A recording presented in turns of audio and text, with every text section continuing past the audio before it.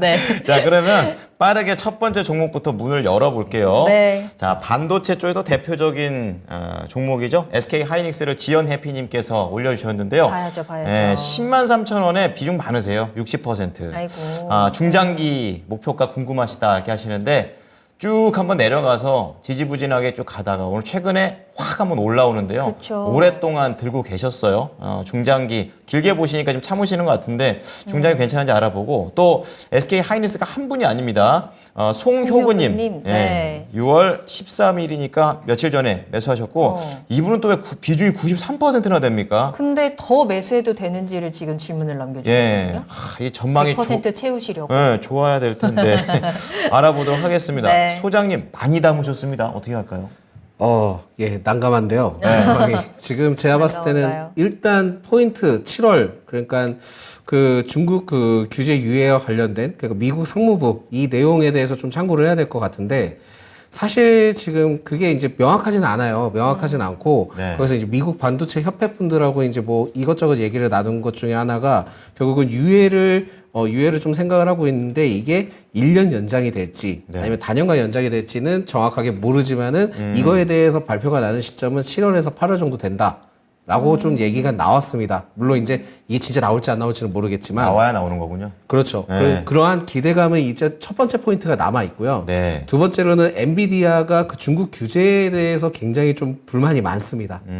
그러다 보니까는 이 엔비디아의 이러한 그 기업 입장은 좀 다르잖아요. 정부 입장과 기업 입장은 굉장히 그럼요. 다르기 완전히 때문에 다르죠. 네. 그 기업 쪽에 좀 어느 정도 일부 좀 포커스를 좀 풀어줄 수 있지 않을까라고 좀 저는 좀 긍정적으로 좀 시각을 바라보고 있기 때문에 지금 시점을 봤을 때는 그 SK 하이닉스에 대해서는 상승이 좀 더 할 수 있지 않을까라고 보고는 있습니다. 네네. 근데 이제 좀 더 이슈가 있다 한다면 엔비디아로부터 최근에 이제 HBM 그러니까 HBM3가 있는데 이게 지금 4세대라고 하면은 5세대가 이제 HBM 3E라고 한 3E 뭐 이렇게 얘기를 하더라고요. 그쪽 업계에서는 그렇게 이제 숫자 넘버링을 하는 거군요. 예, 예. 근데 이걸 통해서 샘플 입고 요청을 했다 합니다. 그러니까 전반적으로 프로토타입에 대한 그 요청을 한 거기 때문에 이게 엔비디아와 뭐 본격적으로 잘하면은 좀 연관성이 있지 않을까라고 보는데 역시나 이제 샘플인데 이제 본격적으로 투입되기까지는 좀 시간이 걸리겠죠. 그렇겠죠. 네.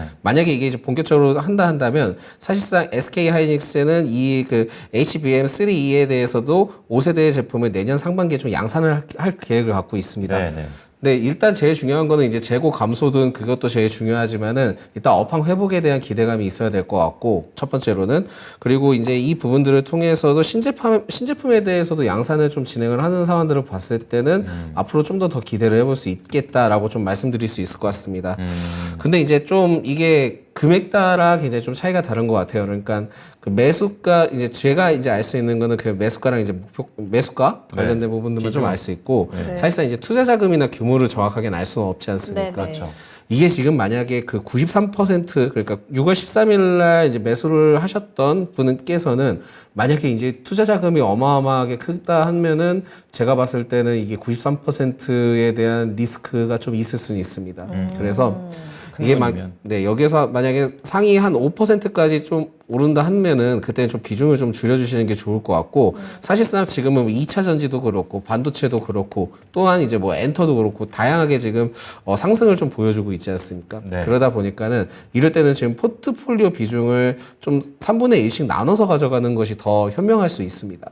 그래서 섹터별로요. 예, 그렇죠. 왜냐면은 지금 한 섹터에 이게 다 들어가게 된다 하면은 어느 리스크가 어느 시점에서 문제가 발생될지 모르기 때문에 그 한 리스크를 통해서 크게 이제 손해를 보실 수 있거든요. 그러다 보니까 제가 보기에는 이 93%그 비중을 갖고 계신 분한테는 매수를 하면 안 되는 시점이다라고 좀 말씀드릴 수 있을 것 같고 5% 되면 좀 어느 정도 비중을 좀 대폭 축소를 시켜 주시기 바라겠고요. 사실 맨 처음에 이제 이제 주신 분 주문이라고 하기 좀 그런데 10만 3천 원에 60% 들고 계시는데 제 여기 이 구간에서 5% 되면은 그때는 좀 한 비중을 반 정도 줄여주시는 게 제일 좋으세요. 왜냐하면 지금 올라간 게 지금 뭐 갭 하는데 사실상 이게 SK 하이닉스가 이렇게 올라가는 케이스를 진짜 보기가 쉽지 않거든요. 오랜만이죠. 그렇기 때문에 이만큼 그 개인 투자가 분들이 굉장히 좀 그 외국인 기관도 굉장히 좀 포커스가 쏠려 있기는 하지만 어느 상황에서 어떤 상황이 발생될지 모르기 때문에 지금은 이렇게 갭상으로 올라간 상황들이 저는 그렇게 반갑지는 않다라고 좀 말씀드릴 수 있을 것 같아서 네. 5% 이상만 올라가면 그때는 좀 비중을 좀 축소를 해주시는 게 좋겠다라는 말씀 드릴 수 있을 것 같고요. 네. 지금은 뭐 그 수익 구간이시기 때문에 손절 구간을 제시해드리기에는 다소 좀 애매하다. 그러니까 네. 7월까지 보셔도 될 것 같다라는 말씀 드릴 수 있을 것 같습니다. 그러면은 SK 하이닉스 지금 신규 매수나 재매수는 어떨까요? 지금 봄님께서 얼마 전에 이 종목 12만 원대에서 이제 수익으로 나오셨는데 재매수하고 한번 더. 싶다라고 하시는데 그 부분은 어때요? 그 12만 원에서 이제 수익 보시고 다시 재매수를 네. 하는데 그 재매수 구간이 그 위잖아요. 네네. 그렇겠네요.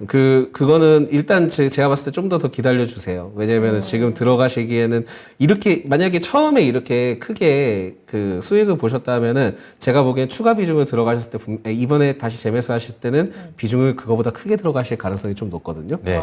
그러다 보니까 이러한 심리적인 부분들에 절대 흔들리지 마시고 네네. 일단 좀 타이밍을 더 보실 필요가 있고 사실상은 이렇게 해서 수익을 봤을 때는 다시 안 보시는 게 좋기는 합니다. 그렇군요. 네. 익숙해가지고 그냥 또 들어가시는 분이 많더라고요. 또 들어가서 똑같은 비중이면 상관이 없는데 네. 큰 비중으로 들어가실 부담일 수 가능성이 있다. 높기 네. 때문에 좀 그렇다 한다 하더라도 나 그래도 재매수를 해보고 싶어 하면은 네. 그 기존에 있던 비중보다는 좀 더 작게 네 포인트를 좀 가져가시면 좋을 것 같습니다. 그리고 목표가 안 알려주셨습니다.